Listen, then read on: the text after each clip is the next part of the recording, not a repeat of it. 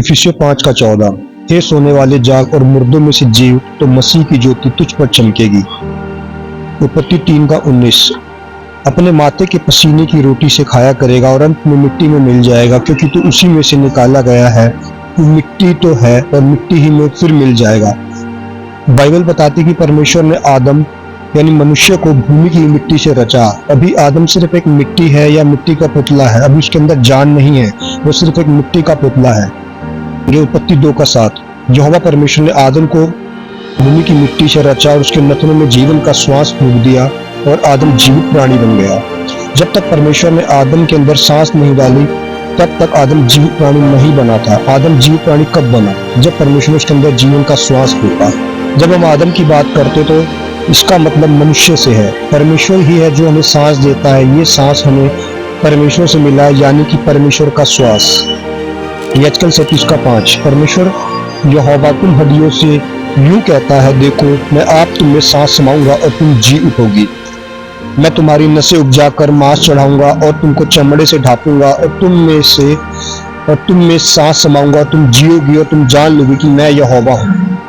मिट्टी से बनाने का मतलब ये नहीं है कि परमेश्वर ने आदम यानी मनुष्य को एक पुतले के समान बनाया। वचन कहता है परमेश्वर ने नसें उत्पन्न की, मांस को चढ़ाया और चमड़े से उसको ढांप दिया और फिर परमेश्वर ने उसमें अपनी सांस डाली। ये प्रोसेस था आदम को बनाए जाने का। आदम के पाप किए जाने के बाद मृत्यु आ गई और सब मनुष्यों में फैल गई।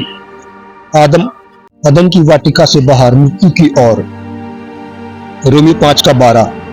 इसलिए जैसा कि मनुष्य के द्वारा पाप जगत में आया और पाप के द्वारा मृत्यु आई और इस रीति से मृत्यु सब मनुष्यों में फैल गई, इसलिए कि सब ने पाप किया है। लिखा है कि एक मनुष्य के द्वारा पाप जगत में आया और पाप के द्वारा मृत्यु आई और इस रीति से मृत्यु सब मनुष्यों में आ गई। बाइबल दो मृत्यु की बात करती है, एक बार शरीर में मरना, दूसरा आत्मा में मरना। क्या आपने यीशु मसीह के ऊपर विश्वास किया है? रोमियो 5:21। जैसा पाप ने मृत्यु फैलाते हुए राज्य किया, वैसे ही हमारे प्रभु यीशु मसीह के द्वारा अनुग्रह भी अनंत जीवन के लिए धर्मी ठहराते हुए राज्य करे। जैसे एक व्यक्ति के द्वारा पाप जगत में आया और पाप के द्वारा मृत्यु सब मनुष्य में फैल गई, वैसे ही एक व्यक्ति के द्वारा अनुग्रह, सच्चाई, अनंत जीवन बहुतायत से मिला। हम देखते हैं यूहन्ना 1 उसके 16 वचन में, क्योंकि उसकी परिपूर्णता में से हम सब ने प्राप्त किया, अर्थात अनुग्रह पर अनुग्रह। यजकल 37 में सूखी हड्डियों का दृष्टांत इस बात का चिन्ह है कि बिना परमेश्वर के हम मरे हुए हैं। हम सिर्फ मांस और हड्डी का एक पुतला है, हमारी सांस भी हमारी नहीं है। हमें शुक्र करना चाहिए परमेश्वर का कि उसने हमें ये जीवन दिया है। अगर परमेश्वर अपनी सांस हमसे ले ले तो हम सूखी हड्डियों के समान मुर्दा हो जाएंगे। दूसरे शब्दों में सांस नहीं है तो मिट्टी मिट्टी में मिल जाएगी। इंग्लिश बाइबल में आया है, एक शब्द को हम देखेंगे उत्पत्ति से, जहां पर लिखा है कि परमेश्वर ने आदम को भूमि की मिट्टी से रचा। इंग्लिश में उसके लिए आया man from the dust of the ground, भूमि की मिट्टी से बनाया गया। हमें यह लगता है कि कोई परमेश्वर है ही नहीं, जैसे कि भजन 14:1 कहता है, मूर्ख ने अपने मन में कहा कोई परमेश्वर है ही नहीं, वो बिगड़ गए, उन्होंने घिनौने काम किए, कोई सुकर्मी नहीं। कोई परमेश्वर है ही नहीं का मतलब ये है कि हम ये मान लेते कि कोई हमें देखने वाला नहीं है। इसी वचन में हम आगे लिखा हुआ देखते हैं, वे बिगड़ गए, उन्होंने घिनौने काम किए। एक वचन और देखेंगे उत्पत्ति 6:5। यहोवा ने देखा कि मनुष्य की बुराई पृथ्वी पर बढ़ गई है और उनके मन के विचार में जो कुछ उत्पन्न होता है सो निरंतर बुरा ही होता है। बिना परमेश्वर के मनुष्य हर प्रकार की बुराई करने के लिए अपने आप को आजाद समझता है। उसको लगता है कि वो स्वतंत्र है सब पाप करने के लिए, उसे कोई देखने वाला नहीं है।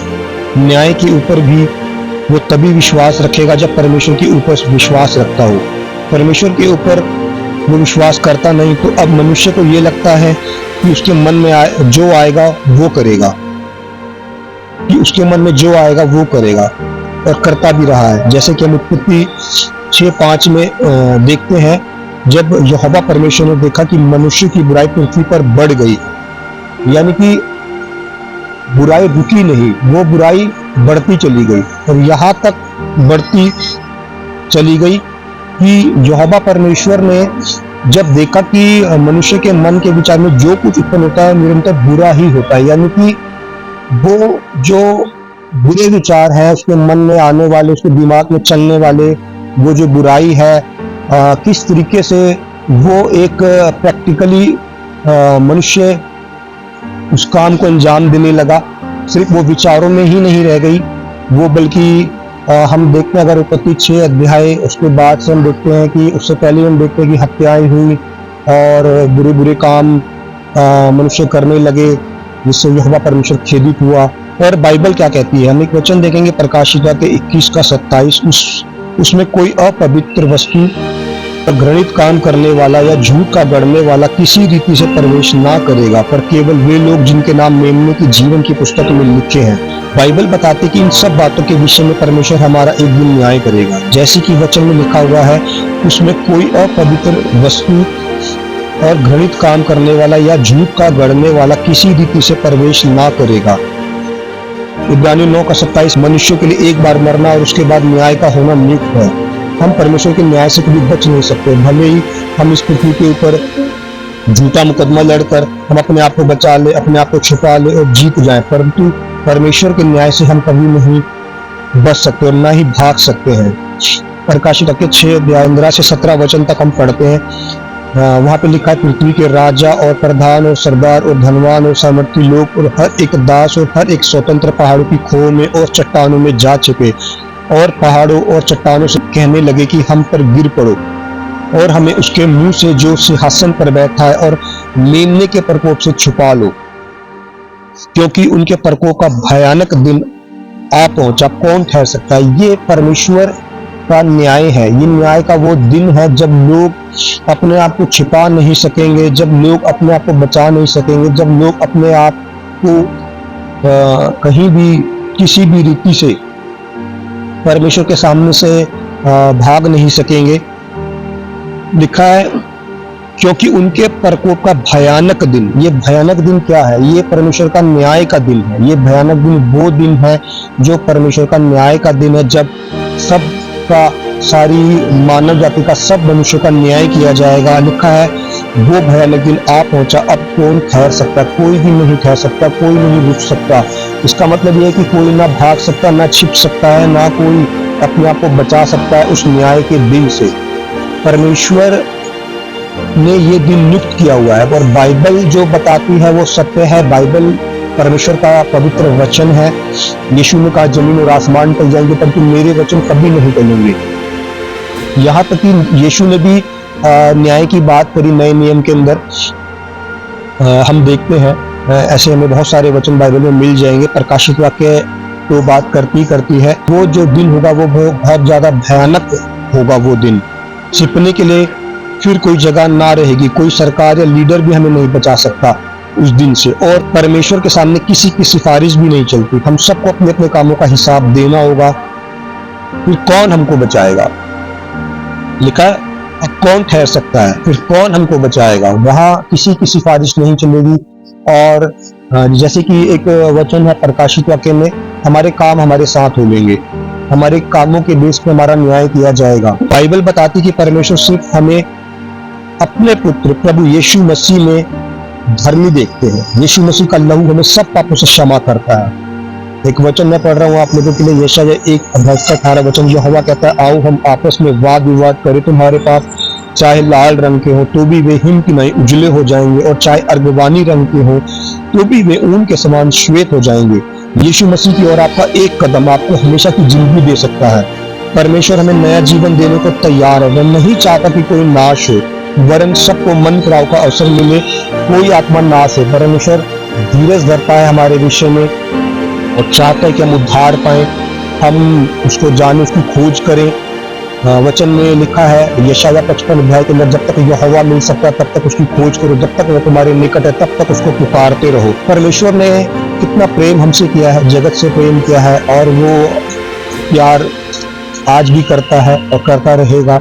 और वो बार बार हमें मौका देता है, बार बार वो हमें अवसर देता है, जिसके लिए परमेश्वर ने इंतजाम कर दिया है 2000 साल पहले अपने पुत्र को भेजकर। प्रभु यीशु मसीह के द्वारा पिता परमेश्वर ने उद्धार के मार्ग को खोल दिया।